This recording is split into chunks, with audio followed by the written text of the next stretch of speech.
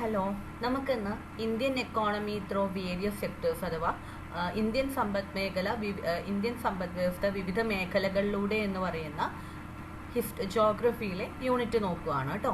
Indian economy through various sectors എന്ന് പറയുന്ന യൂണിറ്റാണ് നമ്മൾ നോക്കുന്നത്. നമ്മൾ പഴയ ക്ലാസ്സുകളിലൊക്കെ കേട്ട് പരിചിതമായിട്ടുള്ള ചില വാക്കുകളും ചില കൺസെപ്റ്റുകളുമാണ് ഈ യൂണിറ്റിലുള്ളത്. എന്നാൽ അതെന്തൊക്കെയാണ് എന്നുള്ളത് നമ്മൾ കുറച്ച് ഡീറ്റെയിൽ ആയിട്ട് നോക്കണം. അപ്പോൾ നമുക്കറിയാവുന്ന ഏറ്റവും ബേസിക് ആയിട്ടുള്ള ഒരു കാര്യമാണ് ഇന്ത്യൻ സമ്പദ് വ്യവസ്ഥയെ അല്ലെങ്കിൽ സമ്പദ് വ്യവസ്ഥയെ എക്കോണമീനെ 3 സെക്ടേഴ്സായിട്ട് 3 മേഖലകളായിട്ട് ഡിവൈഡ് ചെയ്തിട്ടുണ്ട് എന്നുള്ളത്.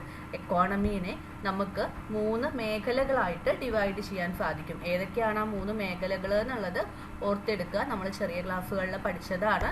Primary sector, secondary sector, tertiary sector എന്ന് പറയുന്ന 3 മേഖലകളായിട്ട് സമ്പദ് വ്യവസ്ഥയെ നമുക്ക് ഡിവൈഡ് ചെയ്യാൻ സാധിക്കും, തരംതിരിക്കാൻ സാധിക്കും. So economy can be divided into 3 sectors. ആ 3 സെക്ടേഴ്സ് ആണ് പ്രൈമറി, സെക്കൻഡറി, ടേർഷ്യറി. ഇത് തന്നെയാണ് നമ്മൾ ഈ യൂണിറ്റിൽ പഠിക്കുന്നത്. നമ്മൾ ഈ യൂണിറ്റിനെ കുറിച്ച് പഠിക്കുമ്പോൾ Indian economy through various sectors എന്ന് പറയുന്ന യൂണിറ്റ് നമ്മൾ പഠിക്കുമ്പോൾ അതിൽ നമുക്ക് വേണ്ട ഏറ്റവും ബേസിക് ആയിട്ടുള്ള അണ്ടർസ്റ്റാൻഡിംഗ് ആണ് Indian economy. Not only Indian economy, all economy can be divided into 3, that is primary sector, secondary sector and tertiary sector. പ്രാഥമിക മേഖല എന്നും ദ്വിതീയ മേഖല എന്നും തൃതീയ മേഖല എന്നും സമ്പദ് വ്യവസ്ഥയെ 3ആയിട്ട് തരംതിരിക്കാൻ പറ്റും.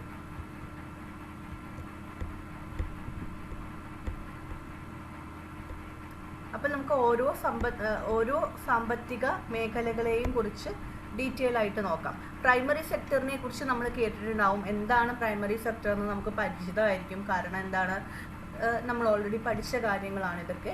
പ്രൈമറി സെക്ടർ എന്ന് പറയുന്നത് പ്രകൃതി വിഭവങ്ങളെ, നാച്ചുറൽ റിസോഴ്സസിനെ ഡയറക്റ്റായിട്ട് എക്സ്പ്ലോയിറ്റ് ചെയ്യുന്ന, ഡയറക്റ്റായിട്ട് ഉപയോഗിക്കുന്ന അത്തരത്തിലുള്ള സാമ്പത്തിക പ്രവർത്തനങ്ങളാണ് ഈ നമ്മുടെ പ്രൈമറി സെക്ടറിൽ വരുന്നത്. അതായത് കൃഷി.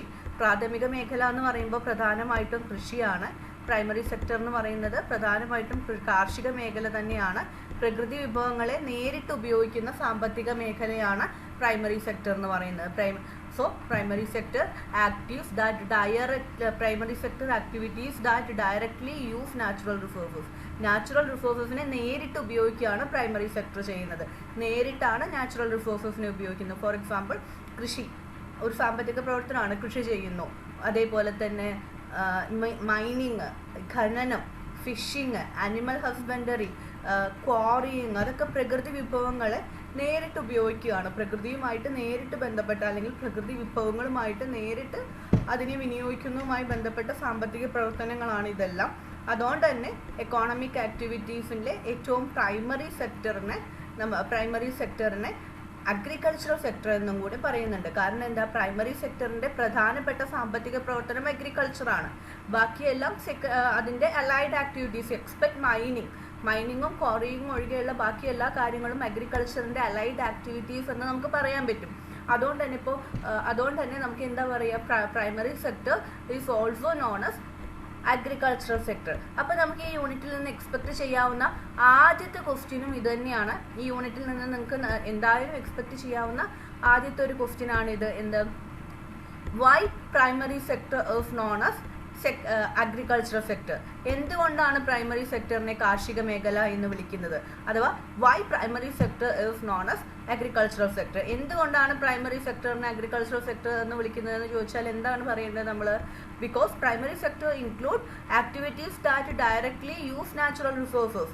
Agriculture is the major activity that take place in primary sector. Primary സെക്ടറിൽ നടക്കുന്ന ഏറ്റവും പ്രധാനപ്പെട്ട പ്രവർത്തനം എന്ന് പറയുന്നത് അഗ്രികൾച്ചറാണ്. Or we can say that the agricultural sector is the backbone of primary sector, and we know that agriculture is the backbone of entire economy. Not only entire economy, it is actually the major part of primary sector.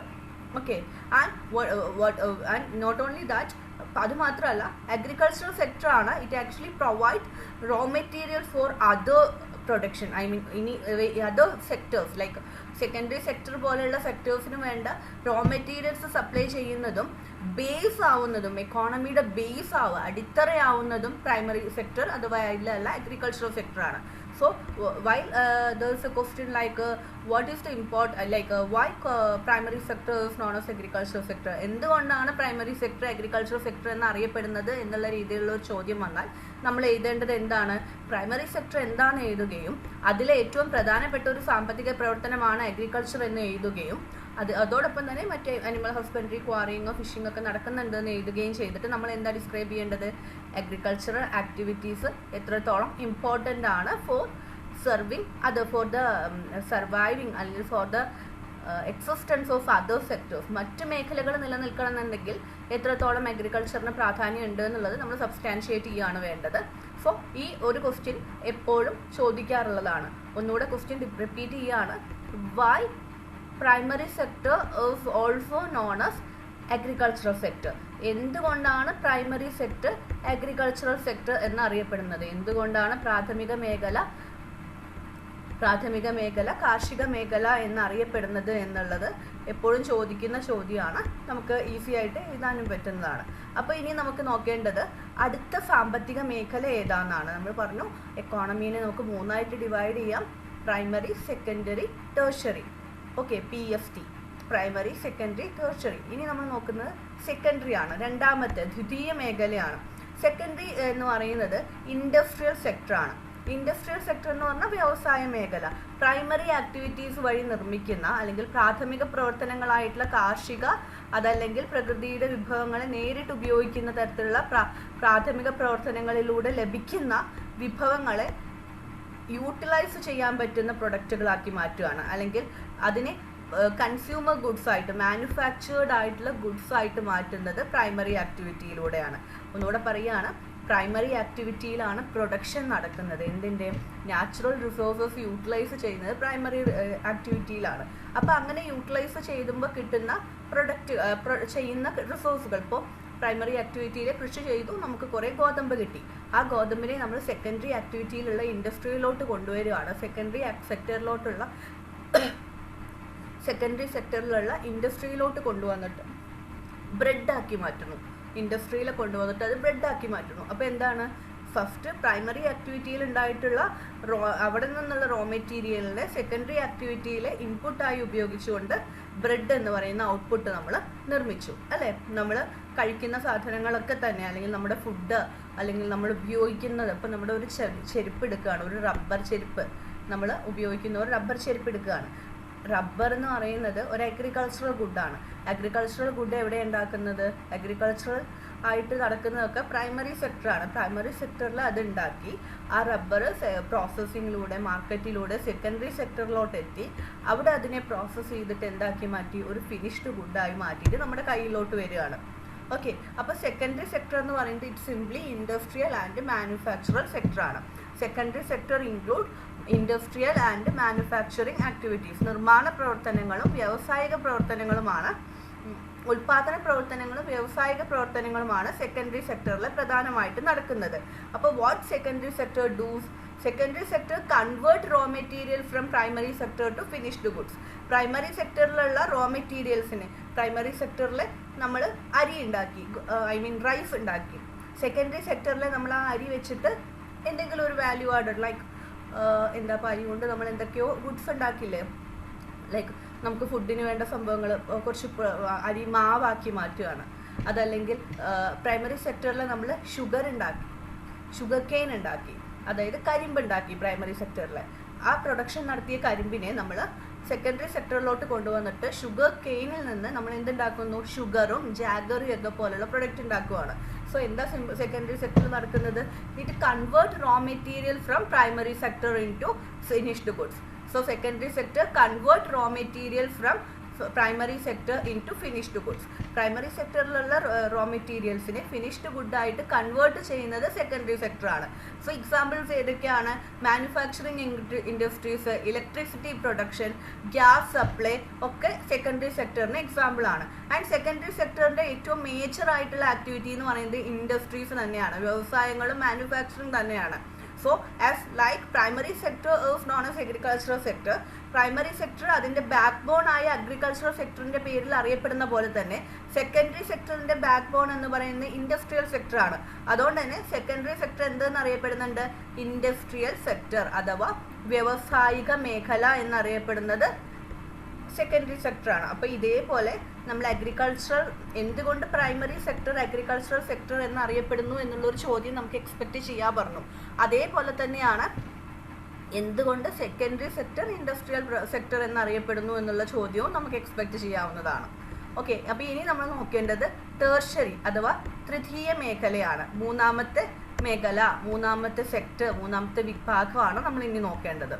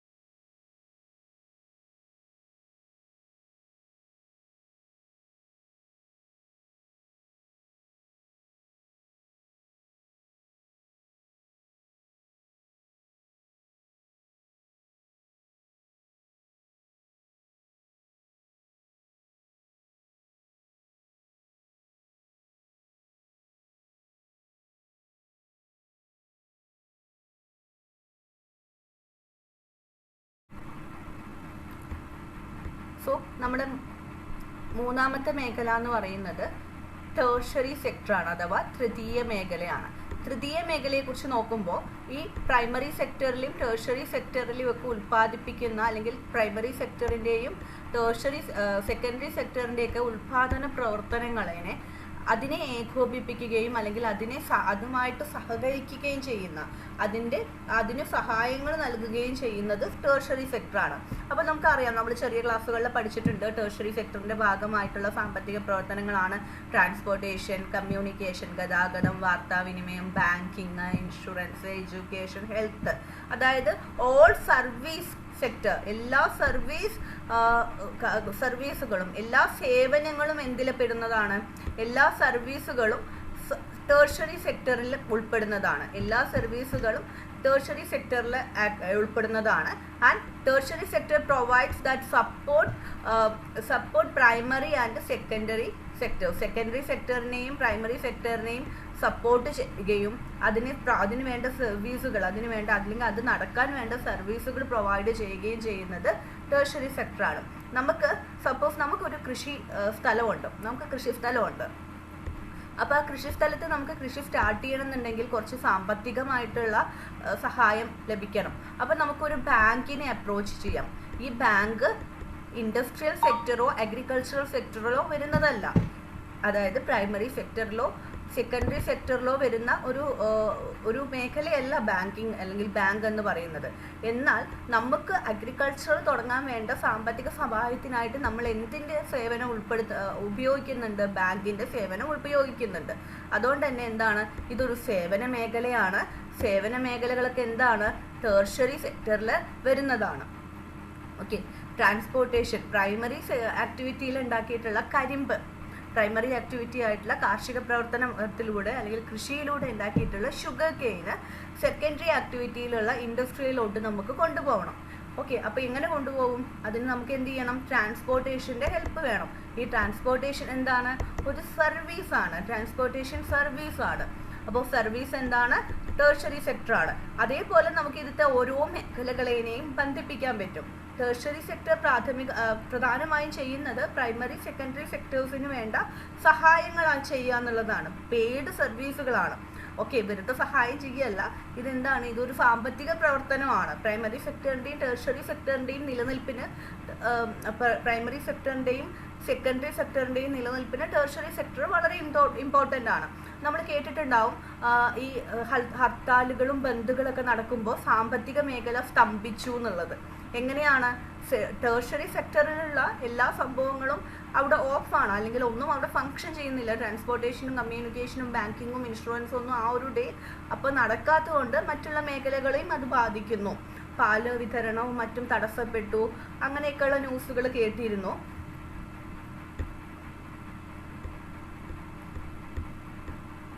അപ്പോൾ നമുക്കറിയാം ഈ primary സെക്ടറും secondary സെക്ടറും tertiary സെക്ടറും interdependent ആണ്. അതായത് പരസ്പര ആശ്രയത്വത്തിലാണ് പ്രൈമറി സെക്ടറും സെക്കൻഡറി സെക്ടറും ടേർഷറി സെക്ടറും നിലനിൽക്കുന്നത്. ഇതിൽ ഒന്നില്ലാതെ മറ്റൊന്നിന് നിലനിൽപ്പില്ല. ഫോർ എക്സാമ്പിൾ, ഇൻഡസ്ട്രിയൽ സെക്ടറിന് നിലനിൽക്കണം എന്നുണ്ടെങ്കിൽ നമുക്ക് വ്യവസായങ്ങൾ മാത്രം മതി എന്ന് ചിന്തിക്കാൻ നമുക്ക് പറ്റില്ല ഒരിക്കലും. ഇൻഡസ്ട്രിയൽ സെക്ടർ മാത്രം നിലനിന്നാൽ മതി എന്ന് നമുക്ക് ഒരിക്കലും ചിന്തിക്കാൻ പറ്റില്ല. കാരണം എന്താണ്? ഇൻഡസ്ട്രിയൽ സെക്ടറിൻ്റെ ഏറ്റവും പ്രധാനപ്പെട്ട പ്രൊവൈഡേഴ്സ് അല്ലെങ്കിൽ അതിന് വേണ്ട റോ മെറ്റീരിയൽസ് നൽകുന്നത് എവിടെയാണ്?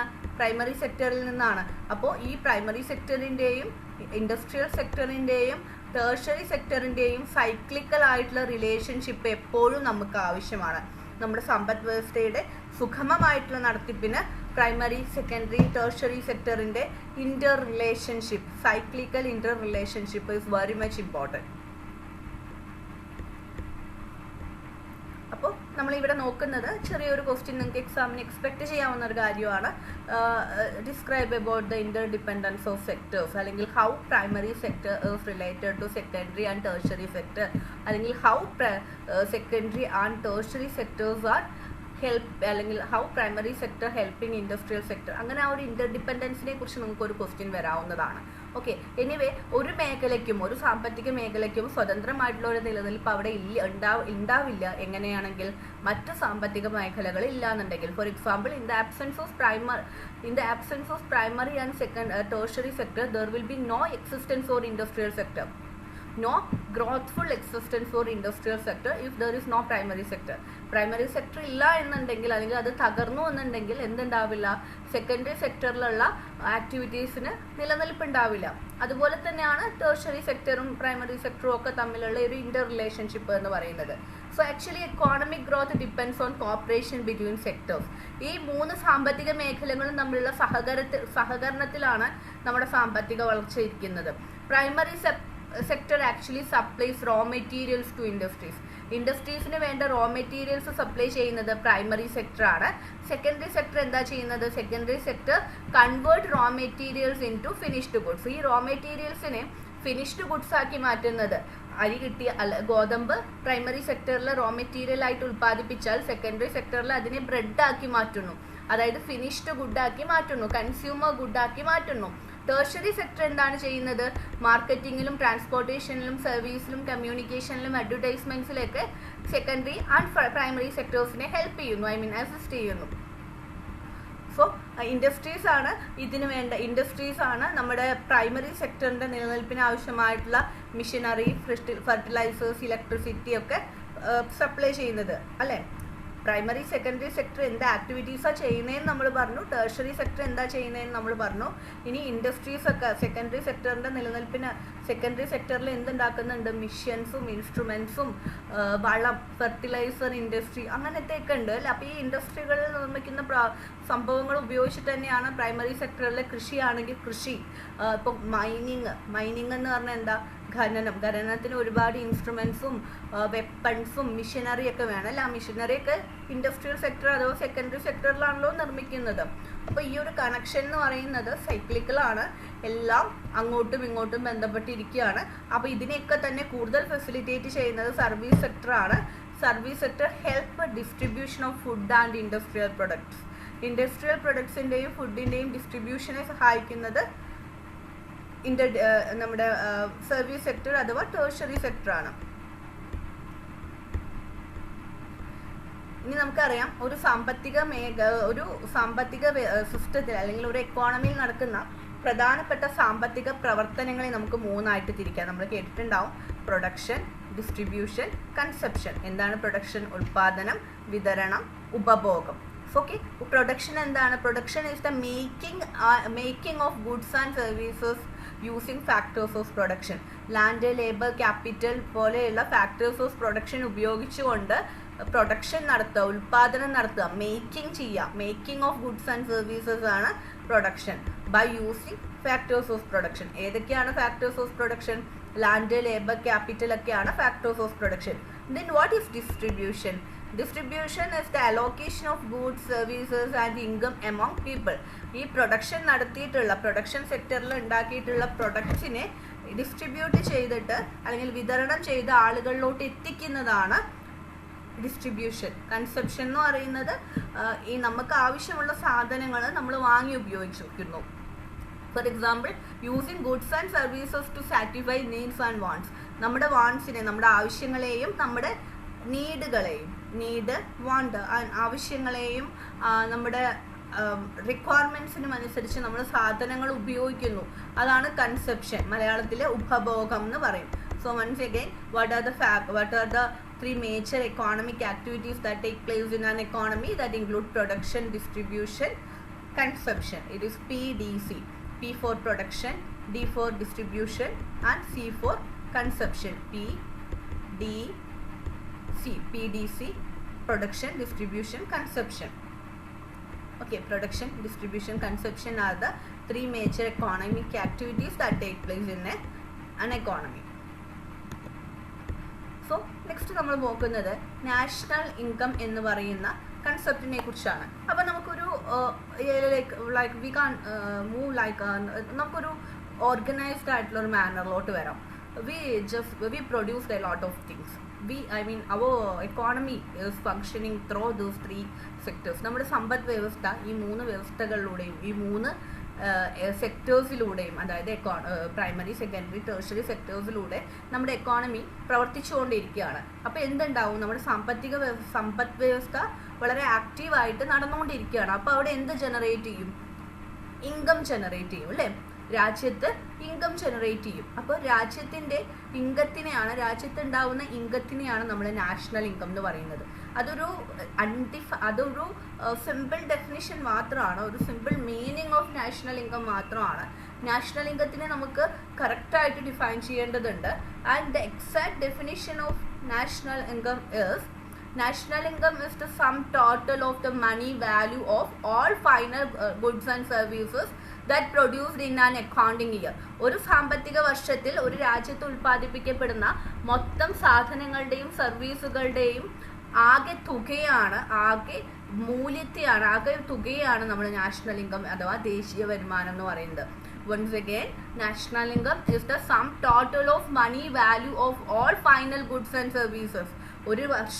ഒരു സാമ്പത്തിക വർഷത്തിൽ ഒരു രാജ്യത്ത് ഉൽപ്പാദിപ്പിക്കുന്ന എല്ലാ ഫൈനൽ ഗുഡ്സ് ആൻഡ് സർവീസസിൻ്റെയും. What you mean by final goods and services? Final എന്ന് പറഞ്ഞാൽ കംപ്ലീറ്റ് ആയിട്ട് ഉൽപ്പാദിപ്പിച്ചിട്ടുള്ള വസ്തുക്കളുടെയും sum total of money value, അതിൻ്റെയൊക്കെ സാമ്പത്തിക മൂല്യം, അതിൽ നിന്നൊക്കെയുള്ള ഇൻകത്തിനെയാണ് നമ്മൾ നാഷണൽ ഇൻകം എന്ന് വിളിക്കുന്നത്. സോ ഇന്ത്യയിലെ ഒരു ഫിനാൻഷ്യൽ ഇയർ എന്ന് പറയുന്നത്, ഒരു വർഷം എന്ന് പറയുന്നത് ഒരു ഫിനാൻഷ്യൽ ഇയർ ആണ്. This so called accounting year is actually a financial year for us. So the financial year actually the financial year of India actually coming from April 1st and close on 31st March.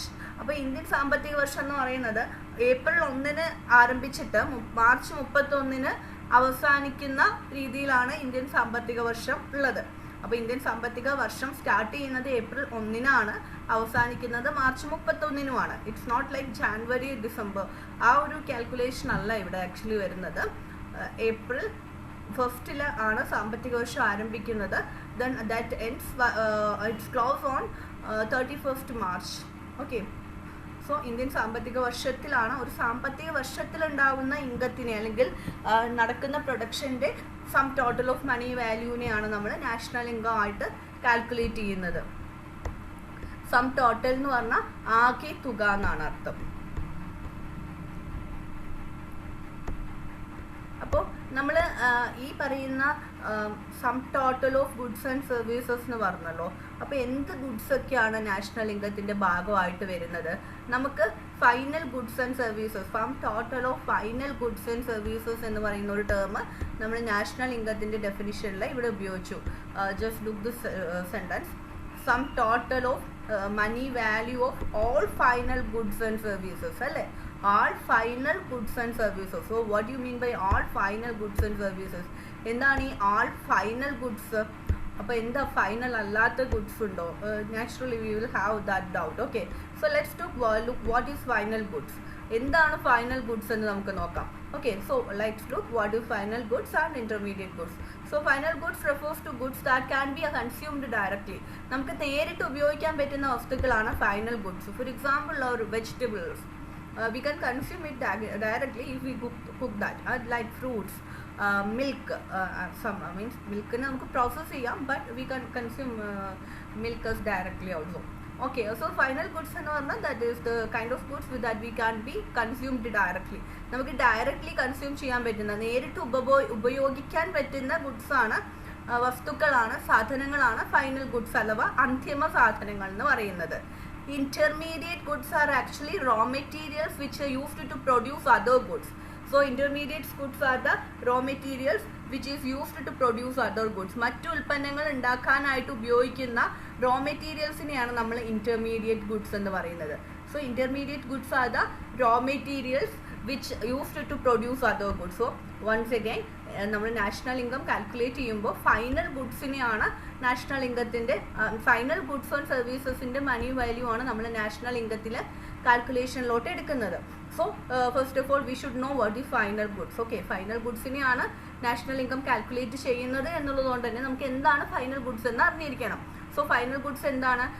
Goods that can be consumed directly can term brief final goods. നേരിട്ട് ഉപയോഗിക്കാൻ പറ്റുന്ന വസ്തുക്കളാണ് final goods എന്ന് പറയുന്നത്. Intermediate goods എന്ന് പറയുന്നത് goods that is used as raw materials to produce other goods. മറ്റു വസ്തുക്കൾ ഉണ്ടാക്കാനുള്ള റോ മെറ്റീരിയൽസ് ആയിട്ട് ഉപയോഗിക്കുന്നതാണ് intermediate goods.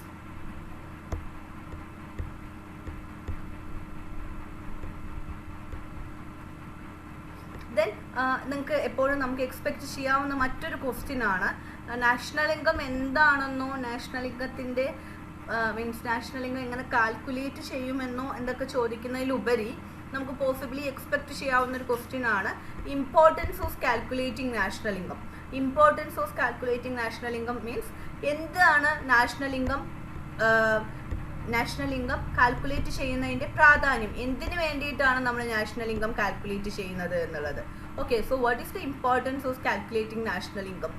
What is the significance of calculating national income? അതാണ് നോക്കുന്നത്. You can expect this as a question for എക്സാമിനൊരു descriptive question ആയിട്ട് ചോദിക്കാവുന്നതാണ്. സോ നാഷണൽ ഇൻകം കാൽക്കുലേറ്റ് ചെയ്യുന്നത് നമ്മളെ പല രീതിയിൽ നമ്മുടെ സാമ്പത്തിക വ്യവസ്ഥയെ സഹായിക്കുന്നുണ്ട്, അല്ലെങ്കിൽ നമ്മുടെ എക്കോണമീനെ പല രീതിയിൽ നാഷണൽ ഇൻകം കാൽക്കുലേഷൻ സഹായിക്കുന്നുണ്ട്. So while writing this answer, you should define national income too. ഈ ഒരു ക്വസ്റ്റ്യൻ ആൻസർ ചെയ്യുമ്പോൾ നാഷണൽ ഇൻകം എന്താണെന്നുള്ളത് ചെറിയ സെൻറ്റൻസിലെ മാർക്കിനനുസരിച്ച് ഡിഫൈൻ ചെയ്യുന്നത് നിങ്ങളുടെ ആൻസറിനെ കുറച്ചുകൂടെ പെർഫെക്റ്റ് ആക്കും. Okay, so national income calculate ചെയ്യുന്നത് എന്തിനൊക്കെ വേണ്ടിയിട്ടാണ് and what is the importance of calculating national income? So നമുക്കിവിടെ പഠിക്കാനുള്ളത് 6 points ആണ്. We have 6 points regarding the importance of calculating national income. Let's assess the 6 points.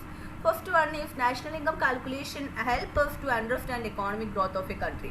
ഒരു രാജ്യത്തിൻ്റെ സാമ്പത്തിക വളർച്ചയെക്കുറിച്ച് മനസ്സിലാക്കാൻ നമ്മളെ സഹായിക്കുന്നത് നാഷണൽ ഇൻകം കാൽക്കുലേഷൻ ആണ്. And the second importance of national income calculation is it help us to identify contributions of different sectors. രാജ്യത്തിൻ്റെ വിവിധ സാമ്പത്തിക മേഖലകളിൽ നിന്ന് ഒരു വർഷം ഉണ്ടായിട്ടുള്ള കോൺട്രിബ്യൂഷൻ സംഭാവനകളെ കുറിച്ച് മനസ്സിലാക്കാൻ നമ്മളെ സഹായിക്കുന്നത് നാഷണൽ ഇൻകം കാൽക്കുലേഷൻ ആണ്. മൂന്നാമത് it help government planning and policy making. ഒരു സാമ്പത്തിക വർഷത്തെക്കുറിച്ചിട്ടുള്ള അതിൻ്റെ സാമ്പത്തിക കണക്കുകൾ അല്ലെങ്കിൽ നാഷണൽ ഇൻകം കാൽക്കുലേറ്റ് ചെയ്യുന്നത് വഴി അടുത്ത വർഷത്തോട്ടുള്ള പ്ലാനിങ്ങിനെയും പോളിസി മേക്കിങ്ങിനെയും ഒക്കെ കുറിച്ച് കുറച്ചുകൂടെ ഒരു പ്രോപ്പർ ആയിട്ടുള്ള ധാരണ ഉണ്ടാവാൻ നമ്മുടെ ഗവൺമെൻറ്റിന് സാധിക്കും. അതുകൊണ്ട് തന്നെ പ്രീ അസസ്മെൻറ്റ്സ് അല്ലെങ്കിൽ ഇത്തരത്തിലുള്ള നാഷണൽ ഇൻകം അസസ്മെൻറ്റ്സ് എപ്പോഴും ഗവൺമെൻറ് എക്കോണമിക് പ്ലാനിങ്ങിനെയും ഗവൺമെൻറ് ഫിനാൻഷ്യൽ പോളിസി മേക്കിങ്ങിനെയൊക്കെ ഇൻഫ്ലുവൻസ് ചെയ്യുകയും ഹെൽപ്പ് ചെയ്യുകയും ചെയ്യാറുണ്ട്. And the fourth thing is it help to compare economic status of different countries. നമുക്കറിയാം ലോകത്ത് 140 കൂടുതൽ രാജ്യങ്ങളുണ്ട്. ഈ 140 കൂടുതൽ രാജ്യങ്ങളിലും നിലനിൽക്കുന്നത് ഡിഫറെൻ്റ് ആയിട്ടുള്ള വിവിധ തരത്തിലുള്ള സാമ്പത്തിക വ്യവസ്ഥകളുമാണ്, വിവിധ തരത്തിലുള്ള സാമ്പത്തിക ശേഷിയുള്ള രാജ്യങ്ങളുമാണുള്ളത്. ഓക്കെ, സോ അതുകൊണ്ട് തന്നെ നാഷണൽ ഇൻകം കാൽക്കുലേറ്റ് ചെയ്യുന്നത് ഓരോ രാജ്യങ്ങൾക്കും മറ്റ് രാജ്യങ്ങളുമായിട്ടുള്ള അവരുടെ എക്കോണമിക് സ്റ്റാറ്റസിൻ്റെ ഡിഫറൻസ് അല്ലെങ്കിൽ ഈ എക്കോണമിക്കലി രാജ്യങ്ങളെ തമ്മിൽ കമ്പയർ ചെയ്യാൻ സാധിക്കും while we are calculating national income, while there is a calculation for national income. Okay, and അതേപോലെ തന്നെ രാജ്യത്തിൻ്റെ ഇൻവെസ്റ്റ്മെൻറ്റിനെ കുറിച്ചും എക്സ്പെൻഡിച്ചറിനെ കുറിച്ചും ഒക്കെ മനസ്സിലാക്കാൻ നമ്മളെ സഹായിക്കുന്നത് നാഷണൽ ഇൻകം കാൽക്കുലേഷൻ ആണ്. Then so that means national income calculation help us to understand investment and expenditure of the country. രാജ്യത്തിൻ്റെ എക്സ്പെൻഡിച്ചറിനെയും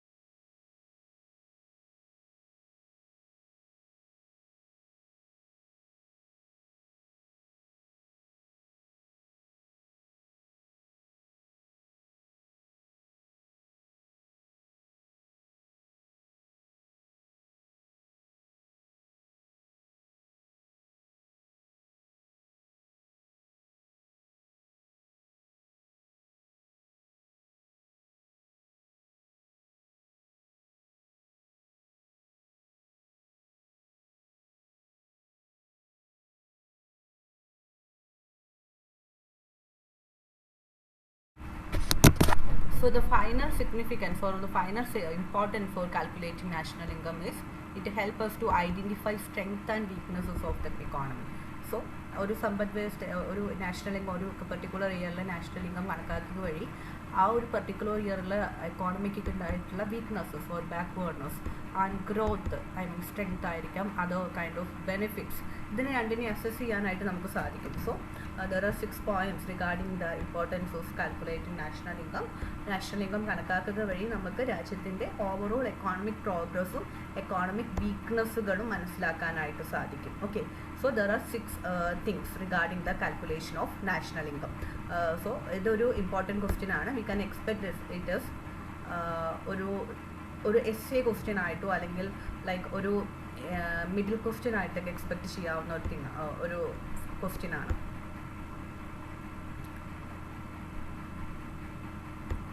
So we already mentioned about calculation of national income. So let's assess how the national income is calculating and what is the measures using for calculating national income.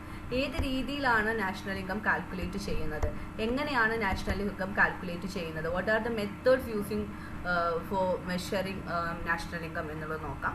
So 3 പ്രവർത്തനങ്ങളിലൂടെയാണ് I mean 3 മെത്തേഡുകളിലൂടെയാണ് national income calculate ചെയ്യുന്നത്.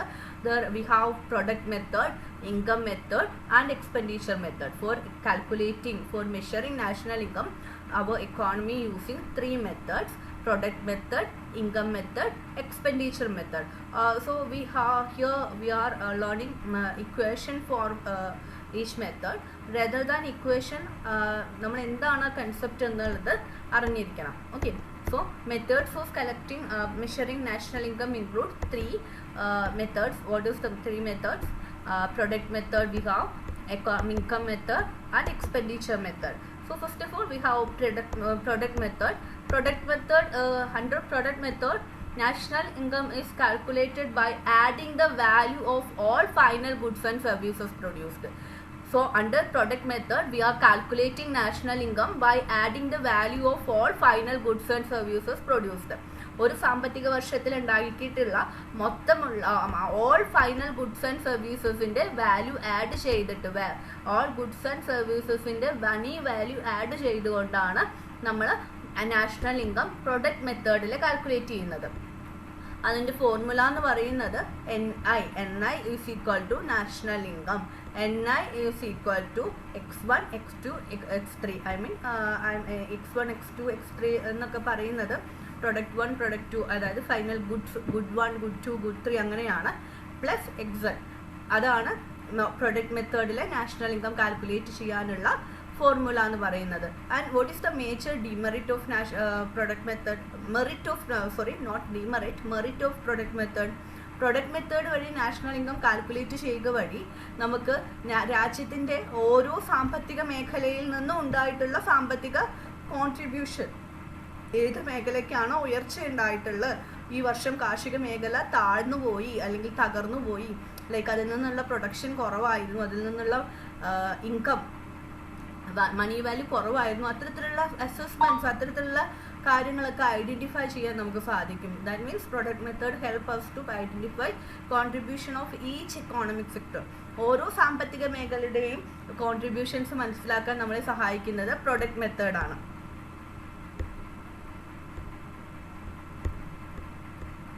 അടുത്തത് income മെത്തേഡാണ്.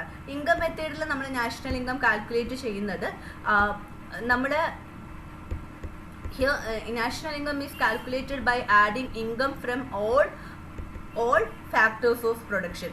എല്ലാ ഉൽപാദന മേഖലകളിൽ നിന്നുള്ള production, എല്ലാ ഉൽപാദന മേഖലകളിൽ നിന്നുള്ള ഇൻകം, അതായത് ഒരു രാജ്യത്തിലെ എല്ലാ ഉൽപാദന മേഖലകളിൽ നിന്നുള്ള ഇൻകത്തെ കാൽക്കുലേറ്റ് ചെയ്തുകൊണ്ടാണ് ഇൻകം മെത്തേഡിൽ നമ്മൾ നാഷണൽ ഇൻകം കാൽക്കുലേറ്റ് ചെയ്യുന്നത്. അപ്പോൾ ഈ നാഷണൽ ഇൻകം മെത്തേഡിൽ കാൽക്കുലേറ്റ് ചെയ്യുമ്പോൾ റെൻറ്റ്, വേജ്, ഇൻട്രസ്റ്റ്, പ്രോഫിറ്റ് ഇതിനൊക്കെ ആഡ് ചെയ്തുകൊണ്ടാണ് നാഷണൽ ഇൻകം കാൽക്കുലേറ്റ് ചെയ്യുന്നത്. ഓക്കെ, അപ്പോൾ ഇവിടെ ഓരോ ഫാക്ടേഴ്സ് ഓഫ് പ്രൊഡക്ഷനിൽ നിന്നും എത്രത്തോളം ഗ്രോത്ത് ഉണ്ടായി, എത്രത്തോളം കോൺട്രിബ്യൂഷൻ ഉണ്ടായി എന്നുള്ളത് മനസ്സിലാക്കാൻ ഇൻകം മെത്തേഡ് നമ്മളെ സഹായിക്കും.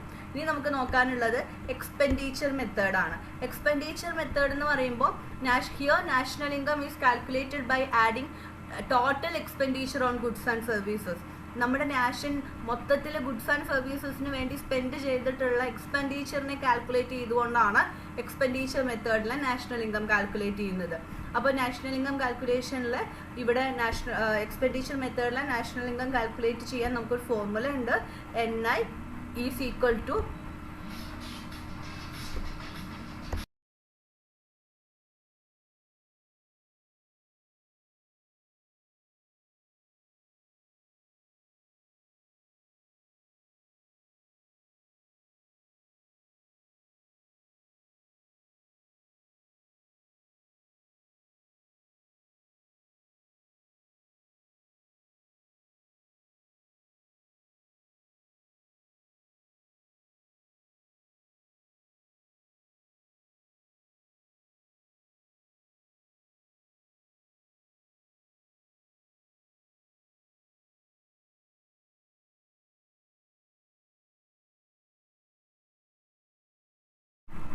നാഷണൽ ഇൻകം കാൽക്കുലേറ്റ് ചെയ്യാനുള്ള നമ്മുടെ formula NI is equal to C plus I plus G plus X minus M ആണ്. സോ ലെറ്റ്സ് ഇതെന്താണ് ഈ വാല്യൂസ് എന്നൊന്ന് നമുക്ക് നോക്കാം.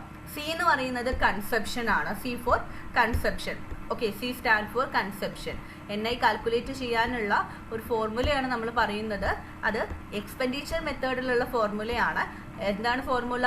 NI national income is equal to C plus I plus G plus X minus M. Okay, അപ്പോൾ ഇത് board maths accordingly ആണ് add ചെയ്യേണ്ടത്. C എന്ന് പറയുന്നത് consumption. C stand for consumption. I is investment.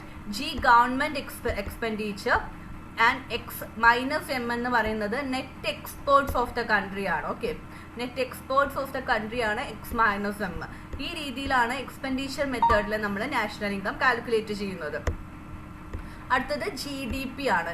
GDP എന്ന് പറയുന്ന കൺസെപ്റ്റും വളരെ ഇമ്പോർട്ടൻ്റ് ആണ്. നമ്മൾ ചെറിയ ക്ലാസ്സുകളിൽ എവിടെയോ പെർ കാപ്പിറ്റ ഇൻകം, ആളോഹരി വരുമാനം, ഗ്രോസ് ഡൊമസ്റ്റിക് പ്രൊഡക്റ്റ് എന്നൊക്കെ കേട്ടിട്ടുണ്ടാവും. അപ്പോൾ എന്താണ് ഗ്രോസ് ഡൊമസ്റ്റിക് പ്രൊഡക്റ്റ് എന്ന് നോക്കാം. GDP എന്ന് പറയുന്നത് it's the total value of final goods and services produced within the territory of A country. ഒരു രാജ്യത്തിന്റെ ആഭ്യന്തര അതിർത്തിക്കകത്ത് ഉൽപ്പാദിപ്പിക്കുന്ന എല്ലാ ഉൽപാദന സേവനങ്ങളുടെയും ആകെ തുകയാണ് നമ്മൾ ഗ്രോസ് ഡൊമസ്റ്റിക് പ്രൊഡക്റ്റ് എന്ന് പറയുന്നത്. So gross domestic product or GDP can be defined as the total value of final goods and services produced within a domestic territory of a country.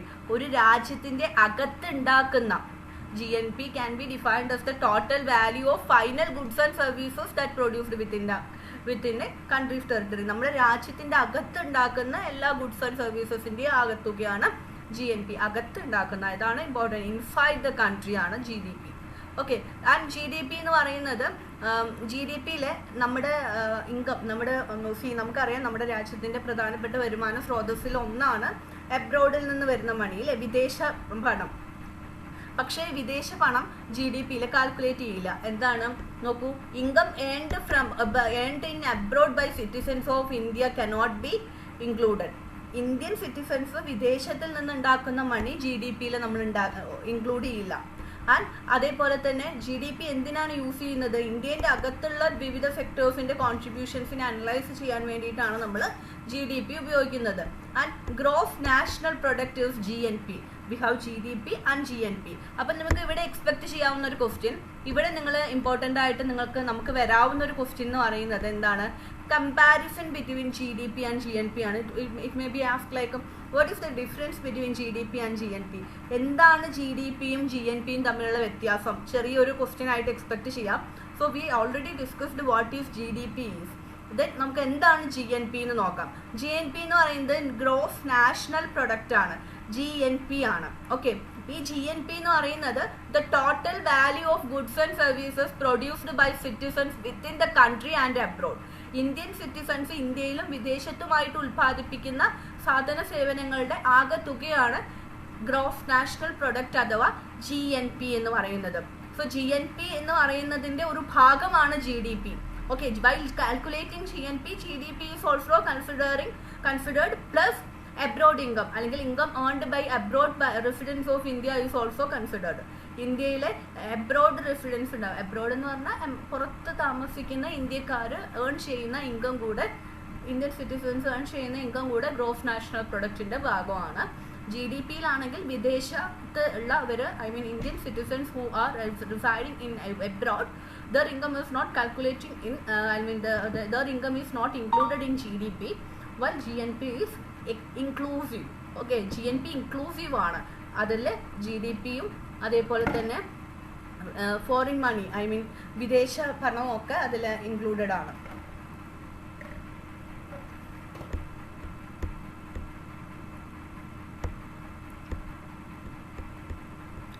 Then നമ്മൾ കേട്ടിട്ടുള്ള ഒരു ടേമാണ് പെർ ക്യാപിറ്റ ഇൻകം അഥവാ ആളോഹരി വരുമാനം എന്ന് പറയുന്നത്. Per capita ഇൻകത്തിനെയാണ് നമ്മൾ ആളോഹരി വരുമാനം എന്ന് പറയുന്നത്. സോ വളരെ സിമ്പിൾ ആണ് പെർ ക്യാപിറ്റ ഇൻകം എന്താണെന്നുള്ളത്. പെർ ക്യാപിറ്റ ഇൻകം എന്ന് പറയുന്നത് it is the average income of people in a country. ഒരു രാജ്യത്തിൻ്റെ ആളുകൾ ആവറേജായി ഏൺ ചെയ്യുന്ന ഇൻകമാണ് per capita income. Per capita income എങ്ങനെ കാൽക്കുലേറ്റ് ചെയ്യുക? വളരെ സിമ്പിൾ ആയിട്ടുള്ളൊരു കാൽക്കുലേഷനാണ്. എങ്ങനെയാണ്? മൊത്തം നാഷണൽ ഇൻകത്തിനെ ജനസംഖ്യ കൊണ്ട് ഹരിക്കുമ്പോഴാണ് നമുക്ക് പെർ ക്യാപിറ്റ ഇൻകം കിട്ടുന്നത്. Per capita income is equal to national income divided by total population. Per capita income is equal to national income divided by total population. എപ്പോഴാണ് നമുക്ക് പെർ ക്യാപിറ്റ ഇൻകം ലഭിക്കുന്നത്? National ഇൻകത്തെ നമ്മൾ total population കൊണ്ട് divide ചെയ്യുമ്പോൾ, ഹരിക്കുമ്പോഴാണ് നമുക്ക് per capita income അഥവാ ആളോഹരി വരുമാനം ലഭിക്കുന്നത്. അപ്പോൾ നാഷണൽ ഇൻകത്തെ കുറിച്ചിട്ടുള്ള കുറേ കാര്യങ്ങൾ നമ്മൾ നോക്കി. നാഷണൽ ഇൻകം കാൽക്കുലേറ്റ് ചെയ്യുന്നതിൻ്റെ ഇമ്പോർട്ടൻസ് നോക്കി. നാഷണൽ ഇൻകത്തിൻ്റെ കോമ്പോണൻസ് നോക്കി. ഏതൊക്കെയായിരുന്നു കോമ്പോണൻസ്? പെർ ക്യാപിറ്റ ഇൻകവും GDPയും GNPയും ഒക്കെ നമ്മൾ പറഞ്ഞു. ഓക്കെ, ഇനി നമ്മൾ നോക്കുന്നത് നാഷണൽ ഇൻകം കാൽക്കുലേറ്റ് ചെയ്യുന്നതിലുള്ള ലിമിറ്റേഷൻസ് ആണ്. നാഷണൽ ഇൻകം കാൽക്കുലേറ്റ് ചെയ്യുന്നതിൽ കുറേ പരിമിതികളുണ്ട്. ഓക്കെ, അതിൽ എന്തൊക്കെയാണ്? Lack of accurate statistical data, possibility of double counting, goods produced for our consumption is not included in national income. അതേപോലെ തന്നെ household work is not included. വീട്ടിലെ സ്ത്രീകൾ ചെയ്യുന്ന ജോലി, അതൊക്കെ എന്തുകൊണ്ട്? അതൊരു ജോലിയാണ്, അതൊരു ആക്ടിവിറ്റിയാണ്. ബട്ട് അതിന് എന്തുകൊണ്ട് എക്കോണമിക്കലി വാല്യൂ കൊടുക്കുന്നില്ല എന്നുള്ള ക്വസ്റ്റ്യനൊക്കെ നമ്മൾ ഡിസ്കസ് ചെയ്തുകൊണ്ടിരിക്കുന്നുണ്ടായിരുന്നു അല്ലേ? നമ്മുടെ സമൂഹം വളരെ ആക്റ്റീവായിട്ട് ഡിസ്കസ് ചെയ്തുകൊണ്ടിരിക്കുന്ന കാര്യങ്ങൾ അതൊക്കെ. അപ്പോൾ ഹൗസ് ഹോൾഡ് വർക്കുകളൊന്നും തന്നെ മെഷറിങ് നാഷണൽ ഇൻകത്തിൽ പെടുന്നതല്ല. അതേപോലെ തന്നെ some services have no market value. ചില തരത്തിലുള്ള സർവീസുകൾക്ക് മാർക്കറ്റ് വാല്യൂ ഇല്ല. അപ്പോൾ ഇതൊക്കെയാണ് നാഷണൽ ഇൻകം കാൽക്കുലേറ്റ് ചെയ്യുന്നതിലുള്ള ലിമിറ്റേഷൻസ് എന്ന് പറയുന്നത്. അപ്പോൾ ഈ നമ്മൾ 3 സാമ്പത്തിക മേഖലകളെ കുറിച്ച് പറഞ്ഞു അല്ലേ? ഒന്ന് റീകോൾ ചെയ്ത് നോക്കൂ. ഏതൊക്കെയായിരുന്നു 3 സാമ്പത്തിക മേഖലകൾ? Primary sector, secondary sector and tertiary sector. ഇത് 3 കൂടാതെ വളർന്നുകൊണ്ടിരിക്കുന്ന മറ്റൊരു മേഖലയാണ് അറിവ് അധിഷ്ഠിത മേഖല, അല്ലെങ്കിൽ അറിവധിഷ്ഠിത മേഖല, അതല്ലെങ്കിൽ വിവരാധിഷ്ഠിത മേഖല, അതും അല്ലെങ്കിൽ നോളേജ് ബേസ്ഡ് സെക്ടർ എന്ന് പറയുന്നത്. നോളേജ് ബേസ്ഡ് സെക്ടർ ഒബ്സർവ്, അല്ലെങ്കിൽ ഇതിലെന്താണ്? ഇതിൽ ഇമ്പോർട്ടൻ്റ് ആയിട്ട് വരുന്നത് നോളേജും ടെക്നോളജിയും ആണ്. Okay, the use of knowledge and technology for economic growth is the sign of knowledge based sector.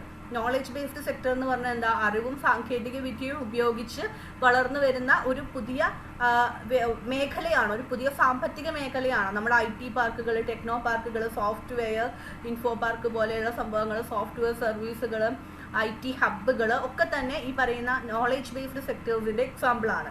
So knowledge based sector actually here knowledge based sector ഏറ്റവും കൂടുതൽ ഉപയോഗിക്കുന്നത് എന്തിനാണ്? ഹ്യൂമൻ ക്യാപിറ്റൽ, അതായത് നോളേജ്, സ്കിൽസ്, എഡ്യൂക്കേഷൻ പോലുള്ള human ക്യാപിറ്റലിനെയാണ് ഇവിടെ, human റിസോഴ്സിനെയാണ് knowledge based sector കൂടുതലായിട്ട് utilise ചെയ്യുന്നത്. And it provide opportunity for young people with talent and skills. സ്കിൽസും ടെക്നിക്കൽ സ്കില്ലും ടെക്നിക്കൽ ടാലൻറ്റും ഉള്ള യങ് പീപ്പിൾസിനാണ് നോളേജ് ബേസ്ഡ് സെക്ടറിലെ ഓപ്പർച്യൂണിറ്റീസ് ഉള്ളത്. ഇവിടെ ട്രെയിനിങ്, അതേപോലെ അങ്ങനത്തെ കാര്യങ്ങളൊക്കെ വളരെ ഇമ്പോർട്ടൻ്റ് ആണ്. ഓക്കെ, അപ്പോൾ നമ്മൾ പറഞ്ഞു നമുക്ക് 3 സാമ്പത്തിക മേഖലകളുണ്ട്, plus knowledge based sector of the upcoming growing sector of our economy. അപ്പോൾ നമ്മുടെ എക്കോണമിയിലെ ഈ 3 പ്ലസ് 4 നോളജ് ബേസ്ഡ് സെക്ടറിലൊക്കെ തന്നെ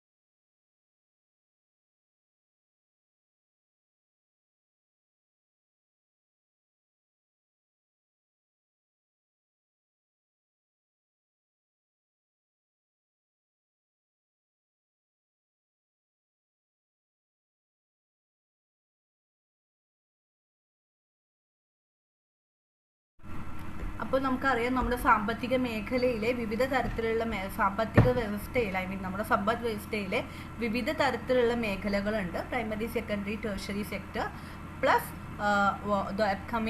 അപ്കമിങ് നോളജ് ബേസ്ഡ് സെക്ടർ. ഇതൊക്കെയാണ് നമുക്കുള്ള എംപ്ലോയ്മെൻറ്റ് പ്രൊവൈഡേഴ്സ് എന്ന് പറയുന്നത്. ഇത് എംപ്ലോയ്മെൻറ്റ് സെക്ടേഴ്സും കൂടാണ്. രാജ്യത്തിലെ തൊഴിലവസരങ്ങൾ പ്രൊവൈഡ് ചെയ്യുന്നത് ഈ ഒരു എംപ്ലോയ്മെൻറ്റ് സെക്ടേഴ്സ് അല്ലെങ്കിൽ ഈ സെക്ടേഴ്സാണ്. അപ്പോൾ നമ്മുടെ തൊഴിൽ മേഖലകളെ നമുക്ക് രണ്ടായിട്ട് ഡിവൈഡ് ചെയ്യാൻ പറ്റും. ഇതും ക്വസ്റ്റ്യൻ എക്സ്പെക്ട് ചെയ്യാവുന്നതാണ്. തൊഴിൽ മേഖലകളെ നമുക്ക് organised sector and unorganised sector അഥവാ സംഘടിത മേഖല, അസംഘടിത മേഖല എന്ന് രണ്ടായിട്ട് നമുക്ക് തൊഴിൽ മേഖലകളെ തരംതിരിക്കാം. ഓർഗനൈസ്ഡ് സെക്ടർ എന്ന് പറയുമ്പോൾ രജിസ്റ്റേർഡ് എംപ്ലോയ്മെൻ്റ് ആയിരിക്കും. ജോബ് സെക്യൂരിറ്റിയും ഫിക്സഡ് സാലറിയും സോഷ്യൽ പ്രൊട്ടക്ഷനും സോഷ്യൽ സ്റ്റാറ്റസും ഫിക്സഡ് വർക്കിംഗ് അവേഴ്സ് ഒക്കെ ഉണ്ടാവും.